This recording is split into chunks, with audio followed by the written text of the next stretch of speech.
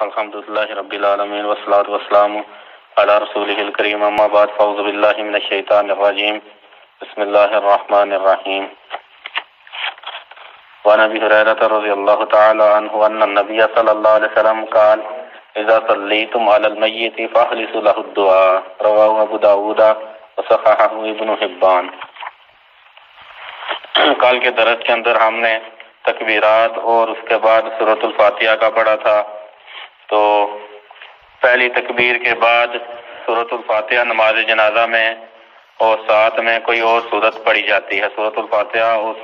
قرآن کی کوئی اور سورت، کوئی اور مقام جو ہے وہ ساتھ ملایا جاتا ہے۔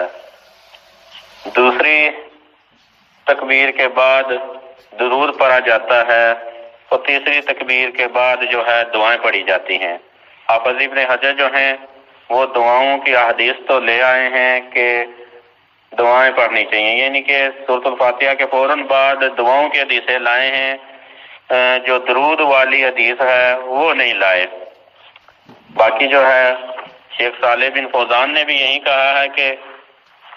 درود کے متعلقہ کوئی حدیث کہتے ہیں علم میں نہیں، لیکن یہ ہے کہ درود باقی نمازوں کے اندر پڑھا جاتا ہے تو اس کے اندر بھی پڑھا جائے۔ حالانکہ صحیح روایت موجود ہے درود کی صحیح روایت سنن کبریٰ بہقی کے اندر ہے، جس کے اندر سیدنا ابو امامہ بن سہل رضی اللہ تعالیٰ عنہ خبر دیتے ہیں نبی صلی اللہ علیہ وسلم کے صحابہ میں سے کسی ایک آدمی سے، یعنی کہ کسی صحابی سے روایت کرتے ہیں کہ صحابی کہتے ہیں کہ نماز جنازہ میں سنت یہ ہے کہ امام تکبیر کہے، پھر سورۃ الفاتحہ پڑھے، پہلی تکبیر کے بعد اپنے نفس میں ہی یعنی کہ دل میں ہی پوشیدہ طور پر بلند آواز میں نہ پڑھے، پھر وہ نبی صلی اللہ علیہ وسلم پر فرمایا کہ درود پڑھے، یعنی کہ دوسری تکبیر کے بعد درود پڑھے، اور پھر فرمایا کہ دعا کرے جنازہ کے لیے اخلاص کے ساتھ، اور فرمایا کہ یہ جو دعا جس تکبیر میں کرنی ہے اس میں فرمایا کہ قرات اللہ کے نبی صلی اللہ علیہ وسلم نہیں کیا کرتے تھے۔ پھر اللہ کے نبی صلی اللہ علیہ وسلم اس کے بعد جو ہے دعائیں کرنے کے بعد سرن جو ہے وہ سلام پھیر دیتے تھے۔ تو اس روایت کے اندر درود کا ذکر ہے کہ اللہ کے نبی صلی اللہ علیہ وسلم سورۃ الفاتحہ پڑھنے کے بعد جب تکبیر کہتے تو پھر جو ہے درود پڑھا کرتے تھے۔ ویسے بھی دعا کرنے کے آداب کے اندر بھی یہ ہے کہ پہلے اللہ کی تعریف کی جائے، پھر درود پڑھا جائے نبی صلی اللہ علیہ وسلم پر، اور اس کے بعد دعا کی جائے، یہ ہے دعا کا ادب۔ تو دعائیں جو کرنی ہیں ان میں سے چند ایک دعائیں جو ہیں وہ حافظ ابن حجر لائے ہیں۔ ایک دعا یہ لائے ہیں حضرت عوف بن مالک رضی اللہ تعالیٰ عنہ سے کہ اللہ کے نبی صلی اللہ علیہ وسلم نے جنازہ پڑھایا تو کہتے ہیں عوف بن مالک کہ میں نے یہ دعا یاد کر لی، جو اللہ کے نبی صلی اللہ علیہ وسلم نے جنازے پر دعا پڑھی وہ میں نے دعا یاد کر لی۔ بعض روایات کے اندر یہ ہے کہ عوف بن مالک کہتے ہیں کہ یہ دعا اللہ کے نبی صلی اللہ علیہ وسلم نے پڑھی تو میں نے ارادہ کیا، میں نے تمنا کی کہ یہ میرا جنازہ ہوتا، میں آگے ہوتا تو میرے اوپر اللہ کے نبی صلی اللہ علیہ وسلم ایسی پیاری دعا پڑھتے۔ اللہ کے نبی صلی اللہ علیہ وسلم نے ایسی پیاری دعا پڑھی۔ وہ دعا یہ تھی کہ اللہم اغفر لہ وارحمہ وعافہ واعف عنہ واقرب نزلہ ووسع مدخلہ واغسلہ بالماء والثلج والبرد ونقیہ من الخطایا کما نقیت الثوب الابیض من الدنس وابدلہ دارا خیرا من دارہ واہلا خیرا من اہلہ وادخلہ الجنۃ وقیہ فتنۃ القبر وعذاب النار۔ تو اس دعا کا ترجمہ یہ ہے کہ اے اللہ اس کو معاف فرما دے، اور اے اللہ اس پر رحم فرما، یعنی کہ میت پر رحم فرما، اے اللہ اس سے عافیت فرما، اے اللہ اس سے درگزر فرما، اور اے اللہ جو ہے اس کی مہمانی عمدہ فرما، عمدہ مہمانی فرما، یعنی کہ جب یہاں سے جائے تو عمدہ مہمانی تو اس کے لیے پیش کر، اے اللہ اس کی قبر کو وسیع کر دے، اور اے اللہ تعالیٰ اس کے گناہوں کو پانی کے ساتھ، برف کے ساتھ اور اولو کے ساتھ دھو دے، اور اے اللہ تعالیٰ اس کو گناہوں سے پاک کر دے، صاف کر دے، جس طرح تو میل کچیل سے سفید کپڑے کو صاف کرتا ہے، یعنی کہ سفید کپڑے کو میل کچیل لگ جائے تو اس کے بعد سفید کپڑا سفید کا سفید ہو جاتا ہے میل کچیل اترنے کے بعد، اسی طرح تو بندے سے جو ہے غلطیاں خطائیں جو ہے صاف کر دے، اور اے اللہ تعالیٰ اس کو دنیا کے گھر سے اچھا گھر دے، اور اے اللہ دنیا کے اہل و عیال سے اچھے اہل و عیال عطا کر، اور اے اللہ تعالیٰ اس کو جنت میں داخل کر، اور اے اللہ تعالیٰ اس کو قبر کے فتنے سے اور جہنم کے عذاب سے جو ہے بچا لے۔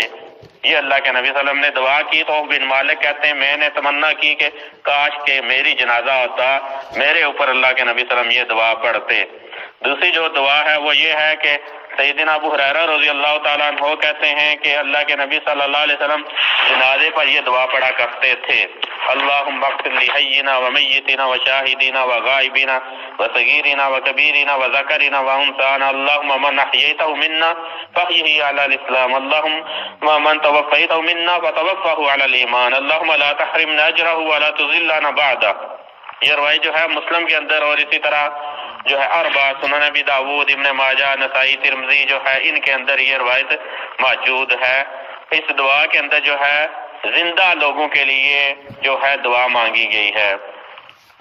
یہ دعا اس کا ترجمہ یہ ہے کہ اللہ تعالیٰ تو ہمارے زندوں کو معاف فرما دے، ہمارے مردوں کو معاف فرما دے، ہمارے جو حاضر ہوئے ہیں جنازے میں جو حاضر ہیں ان کو بھی معاف فرما، جو حاضر نہیں ہوئے اے اللہ ان کو بھی معاف فرما، اے اللہ ہمارے بچوں کو بھی معاف فرما، اور اے اللہ ہمارے بڑوں کو بھی معاف فرما، اے اللہ ہمارے جو ہیں مذکر مرد جو ہیں ان کو بھی معاف فرما، وانثانا، اور فرمایا کہ ہماری عورتوں کو بھی اے اللہ معاف فرما، اور اے اللہ تعالیٰ جس کو تو زندہ رکھے ہم میں سے تو اسلام کی دولت پر زندہ رکھ، اور جس کو تو فوت کرے اے اللہ تو فوت ایمان کی حالت میں کر، اے اللہ تعالیٰ جو ہے اس کے اجر سے محروم نہ کرنا ہمیں، اور اے اللہ تعالیٰ ولا تذلنا بعد، اے اللہ ہمیں اس بندے کے مرنے کے بعد گمراہ نہ کرنا، یعنی کہ یہ نہ ہو کہ اس کے وفات کے بعد ہم گمراہی میں پڑ جائیں۔ تو یہ دعا بھی اللہ کے نبی صلی اللہ علیہ وسلم میت پر کیا کرتے تھے۔ تو یہ دعائیں کرتے وقت جو ہے اخلاص ہونا چاہیے، جیسا کہ سیدنا ابو ہریرہ رضی اللہ تعالیٰ عنہ سے اگلی روایت مبارکہ ہے، کہتے ہیں کہ اللہ کے نبی صلی اللہ علیہ وسلم نے فرمایا کہ جب تم میت کے لیے دعا مانگو تو فرمایا کہ مخلص ہو کے اخلاص کے ساتھ دعا مانگو، اخلاص کی نیت کے ساتھ تم دعا مانگو۔ سنن ابی داؤد اور یہ جو ہے ابن حبان کے اندر ہے، اور امام ابن حبان نے اس روایت کو صحیح قرار دیا ہے۔ تو یہ دعائیں ہیں جنازے کے اوپر پڑھی جانے والی، یہ یاد کرنی چاہیے۔ تو جنازے کے اصل میں 5 جو ہیں واجبات ہیں، ایک تکبیرات کہنا، دوسرا سورۃ الفاتحہ پڑھنا، تیسرا یہ کہ درود پڑھنا نبی صلی اللہ علیہ وسلم پر، چوتھا یہ کہ دعا کرنا میت کے لیے، اور 5واں جو ہے سلام پھیرنا۔ تو یہ چیزیں ہونی چاہیے جنازے کے اندر۔ باقی درود جو ہے وہ درود جو نماز میں پڑھا جاتا ہے، اللہم صلی علی محمد وعلی آل محمد، یہی پڑھا جائے گا۔ یہ والا درود جو ہے یہ دوسری تکبیر کے بعد پڑھا جائے گا۔ تو یہ چند ایک